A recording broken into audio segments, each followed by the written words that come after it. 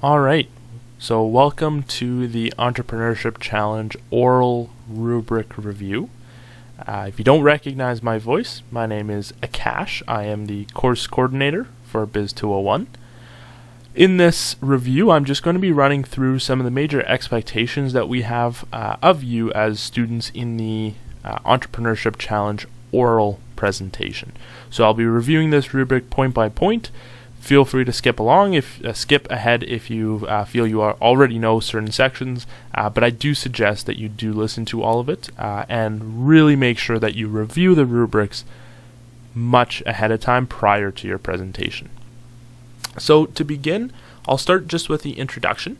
So as you can see in the introduction, the first step is to explicitly recognize the role of self and audience. And what we're looking for here is that you introduce your own names, so your own individual names. You introduce your business name, so whether that's Biz 201 Coffee or Biz 201 Landscaping or whatever your nice business name is, we want you to do that there. And we also want you to identify the role of the investors. And this could be simply saying, good afternoon or good morning, investors. My name is blank, blank, and blank, and we are Biz 201 Coffee. The next point here is spoke at an appropriate professional language and did not waver from roles. So again, here we're mostly looking for professional language, so not using slang, not using a lot of ums or things like that. And the most important thing here is we don't want you to waver from your roles. So we want you to make sure that you understand that you're speaking to investors. And what this means is that you are able, unlike the case analysis, you are able to speak in terms of we, because this is your business, so you can say things like, we will do this, and we will do that. The next point here is timing and readiness. And in this section, it's talking about presentation began and ended promptly on time. And what this means is that for the Entrepreneurship Challenge presentation, your presentation must be at least 14 minutes, but must not exceed 15 minutes. So it must be between 14 to 15 minutes. You will get this mark if you finish between 14 to 15 minutes and you actually finish your presentation. So if you cut it off right in the middle of your operational plan and it's very abrupt, you may not get this mark, or you may at least not get a full mark for it. The next section here is presentation delivery, and this says that speakers projected their voices and maintained professional body language throughout. The main thing we're looking for here again is that all team members spoke at a reasonable volume. Remember that these presentation rooms in ECA are very small, and so we don't want you to be overly loud, but we also don't want you to be too quiet. We also want you to make sure that you show professional body language. So that means no slouching, no looking in different directions, no fidgeting, no adjusting watches, ties, bracelets. You should try, if you're, try to avoid putting your hands in your pockets, things like that. Be as professional as you can. The next step here is speakers show enthusiasm for ideas. And what we're looking for here is that you're excited to present your idea. Remember that this is your business. This is your own creation, and we want you to show that excitement. So smile, nod along, make sure that you're actually very present and very outgoing and enthusiastic about your ideas. So one place that you can really do this is when you explain your idea and you explain your opportunity. Bring that emotional component to it. Maybe tell a story. Talk about how an individual is looking for this type of business or looking for this type of service or looking for this type of product, and now that you are offering it, it'll make their life so much easier. The next point here is speakers did not use notes or read off the PowerPoint. So this is quite simple in that we don't want you to bring any cue cards with you, but at the same time, even if you don't bring cue cards, we also don't want you to just read back right off the PowerPoint. We want you to make sure that you just have the main points on the PowerPoint and then you're elaborating on them while you speak. And lastly, for presentation delivery, it talks about presentation sections being relevant to one another. So this means that the entire presentation should flow. The presentation doesn't have to follow the exact order of the written document per se, but it's important that you explain details as necessary. So what we mean by this is we don't want you to bring up new information in the middle of your presentation expecting us to understand exactly where it's coming from. So if you're talking about how your manufacturer in China is going to be selling for providing you the product for a very small fee, if you never told us originally or like earlier in the presentation that you're manufacturing in China, it's complete new information and it can throw it off. So it's really important that your presentation flows very consistently. In terms of team dynamics, again, what we're looking for is professional attire and just the way that you present yourself. So on ULearn, there are some business professional guidelines that are posted. They're the same ones that were posted for the case assignment, but it's very important that all team members are dressed professionally. So please review those documents well in advance to make sure that you are dressed appropriately. And if you have questions, please talk to a seminar manager or email Biz201.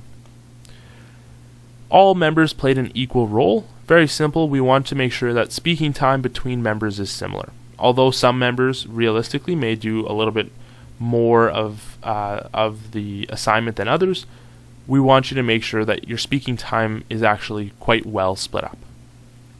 In terms of idle presenters, again, for those who are not presenting, it's very important that if one of your group members is presenting and you just finished speaking, just because you just finished speaking doesn't mean you can't be or you're allowed to be non-engaged in the presentation. So we want you to make sure that you're nodding, you're smiling, you're looking at the investors, making sure that everyone who is an idle presenter, who's not presenting, not speaking at that time, is still present and is very engaged in the presentation.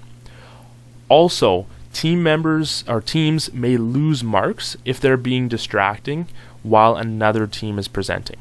So if another team is presenting and you are talking amongst one another in the room or whispering to one another or even just distracting in some way the group that is presenting, you may lose marks in this, and this includes if a team is being too loud in the hallway. So if you just finished presenting and you go out into the hallway, or you are waiting to present even before any of the teams or groups in your seminar have presented, if you are being too loud in the hallway, your team may lose marks for simply being too loud. So it's very important that you're quiet in the hallway, quiet when you're not presenting, and engaged and you're always engaged while you're presenting, even if you are not speaking.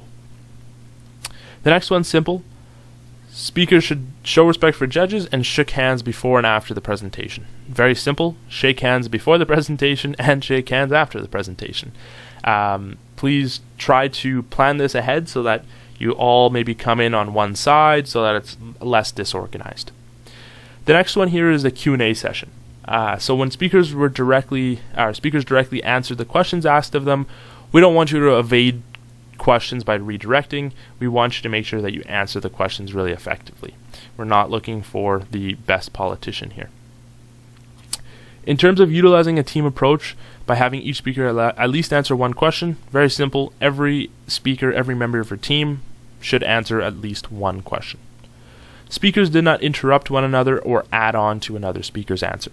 So one thing that's very important here is even if you find that one of your team members does not answer the question fully or is not 100% effectively answering the question, it is not okay to add on to their answer. So even if you feel that they answered it incorrectly, you will lose this mark if you add on to one of your team members and one of their answers. So keep that in mind and just please avoid doing that. However, if a follow-up question is asked by the judges, so if a judge asks a question, one of your team members answers it, and then they ask a follow-up question based off of what that team member said, then that question could be answered by any other group member. But keep in mind that we want you to ensure that you're not adding on to any other speaker's answers. Speakers had anticipated and prepared for judges' questions. Simply and very easily, the best way to do this is once you are entirely done prepping your presentation, it's really important that you go through your presentation and find holes in the presentation. And what that means is we want you to look for places where you think the judges will have questions, and then actually prepare appendices slides to help answer those questions. So one way to make sure you get this mark is if you have an appendices question or an appendices slide or an appendix slide for almost every one of the judges' questions, you will almost guaranteed get this mark. Answers reflected thorough research and understanding of the business. Again, the entire team needs to understand the business. It's really important that not just one member of the team understands the business, but everyone does. All right, almost done. So the next one here is personal touch. The presentation was interesting, showed creativity and originality. So there's a lot of different ways to do this, especially for the Entrepreneurship Challenge. Some people in the past have brought in product samples, service samples. They've put in very short videos. I would just kind of clarify that it's very hard to put in a video and have it be effective, so you may want to avoid doing that. In terms of creativity and originality, other ways to make it creative are to maybe tell a story. So tell a story about an individual who really needs your product or service, and then at the end of the presentation, connect it back to that person and show how this person is now able to benefit and their life has been improved simply because of your business. The next one here is presenters showed thorough preparation and practice. It's very easy for us to know if you've practiced ahead of time or if you have not. So highly suggest that you practice at least 5 to 7 times beforehand. I would say not just like that morning or that day, but a couple days ahead of time so that you can fix any problems that you see as well. In the PowerPoint section, the PowerPoint presentation was attractive and free of errors. Review the PowerPoint workshop notes that you may have taken, things like that, and try to make the PowerPoint as attractive as possible. We don't want you to put a lot of words or content on there. We want the PowerPoint to be very simple, and then we want you to just elaborate on all those points. And it also should be free of errors as well. The next one's simple. The team provided 2 copies of their printed PowerPoint to the judges. So your PowerPoint, before you actually print it, you should convert it to a PDF and then print it in that version in black and white, or you can do it in color if you like. And it should be printed in the format of 4 to 6 slides horizontal mode, which means that there would be on the piece of paper that's printed, there would be 4 or 6 slides on every single page. And that's really important because that helps us as judges. And again, keep in mind that the printing part of it, when you print it, you should convert it to a PDF. And then before you print it, I would suggest printing it a day or 2 ahead of time, because oftentimes when you print it in PDF mode, you might realize that some of your animations don't appear properly, and then you will have to go back and adjust those to make sure everything gets printed properly. However, when you are presenting, it should be in PowerPoint form and not in PDF. And it's very important that you also come to the presentation with your PowerPoint on a USB and ready to go. Okay, so the last section here in the oral presentation is the idea. And as you can see, there's a lot of marks here in the idea section. And it makes up a large portion of the rubric, so I really recommend taking some time to look at these. So the first one here is that the business idea capitalizes on a market opportunity or gap. This is very simple. It's very important that you understand that it's not just the fact that maybe you do have a great market opportunity or gap that you're capitalizing on, but it's very important that you communicate that market opportunity or gap very effectively. So in the beginning of your presentation, you should have your opportunity, recommendation, competitive advantage section, and that's where you really need to hammer in and hammer down what the opportunity is with statistics. So we want you to provide actual evidence to show that there's an opportunity here. The second one here is that the business idea was communicated effectively. This is really important because it's very important that the judges understand the business idea well. So this is where in the idea walkthrough, in the recommendation, in your introduction, it's very important that you explain the business. Now, the reality is every business is very different, and you may find that it might be easier to explain some businesses and harder to explain others, but it's important that you think about your own business and think about how to explain it really effectively. Because if you're able to explain it effectively and the judges fully understand your business idea, they will be much more open-minded as they go throughout the rest of the presentation. Also keep in mind that when you're explaining the business idea, that try to avoid using terminology that's very specific to your business. So you may have researched things and you've developed some terminology that makes sense to you, but it may not make sense to everyone. And it's important that you pitch your business idea to people outside of your group and outside of business school to hopefully see that, maybe if you pitch it to them and they understand it, that might be a good way of pitching it to the judges. The next point here is that the team presented all important and relevant information. This is very important because in the oral presentation, there are only a couple areas that you really need to follow. So the first one is in the introduction, you really need to make sure you follow the opportunity, recommendation, competitive advantage, and investment. And that means that you should have those 4 sections clearly outlined at the beginning of your presentation. You should also make sure you have an idea walkthrough section and you have a section that actually explains the business.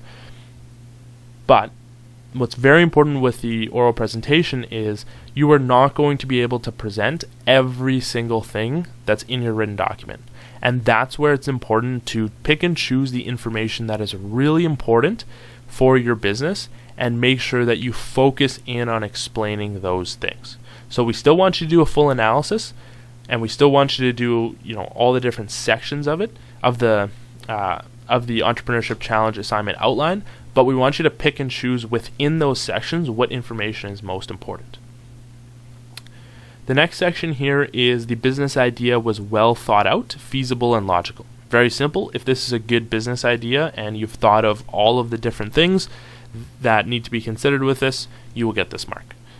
And lastly, the business idea represented an attractive investment opportunity. So the entire plan, number 1, is financially feasible. Number 2, the investment opportunity is actually valid. So will your business actually make money, be profitable, at least by the end of year 3? And most importantly, your plan should be, so your entire plan, everything you talk about, should just be showing why and how your business is going to succeed. So it proves to investors that if they give you this money, that they will get paid back because your business will do well. So that pretty much covers the oral rubric. There are not too many other things that are very important to mention. The last thing I just want to say is it's very important that you practice ahead of time, because this presentation is going to be very complicated. There's going to be a lot of information you want to put in there, but as you start to practice, you'll start to realize that some information might not be that important, and I highly suggest that you practice and pitch your entire presentation to people who are not in your group to see what questions they have for you, and you can then clarify some of the things that you talk about in your presentation. So that's the oral rubric. If you have any questions, please make sure that you either talk to a seminar manager or you email biz201. But that pretty much covers the Entrepreneurship Challenge oral rubric. Thank you for listening, and hopefully this was helpful, and I wish you the best of luck in your oral presentation.